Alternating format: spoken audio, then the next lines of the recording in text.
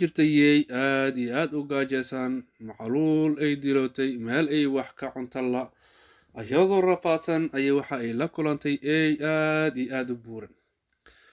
waxay tirahday eeyow anaga abaar ayaan joognaa nimcadan iyo hilibkan kaa muuqda waa maxay eygiina waxa uu yidhaahday aniga waxaa la noolahay dadka ayaan la noolahay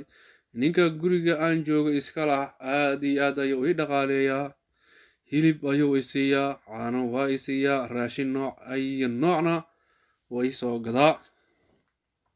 waa nin aad iyo aad u naxariis badan oo xayawaanaadka waa u naxariistaa haddii aad diraacdidna dhaqaalahaas wuu ku siinayaa yaydii oo aad iyo aad u faraxsan ayaa waxay tiraahday haddii aan ku raaco muxuu iiga baahan yahay ninkii waxa uu yidhaahday horta kow waxaa lagaa rabaa xayawaanaadka meesha jooga in aadan cunin ood waardiyeysid doorooyinka bisadaha askala ciyaartid oo meeshaada joogtid habeenkiina haddii oo guriga tuug u soo dhacana aad ka burisid oo ku qaylisid yaydii ayaa waxay tiraahday waa shaqo aad iyo aad u fudud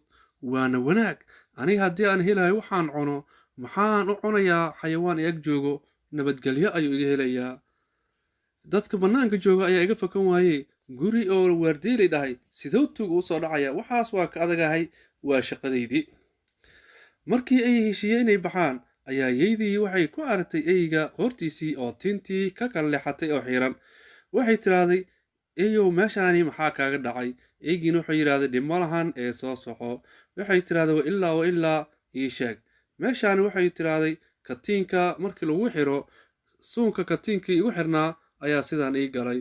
oo yaydii ayaa waxay tiraahday miyaa lagu xirayaa haa katiin ayaa qoorta lagu gelinayaa meesha rabo ayuu kuga xirsanaya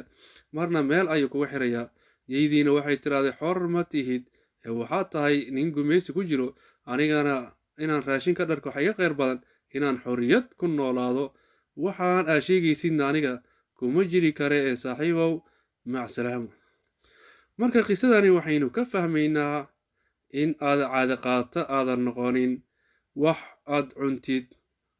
oo lagugu gumayso waxaa ka khayr badan adiga oo xorriyad ku noolaado gaajadaadana ku noolaado ilaahagana ku xirnaado wabilaahi towfiiq wassalaamu calaykum waraxmatullaahi tacaala wabarakaatuh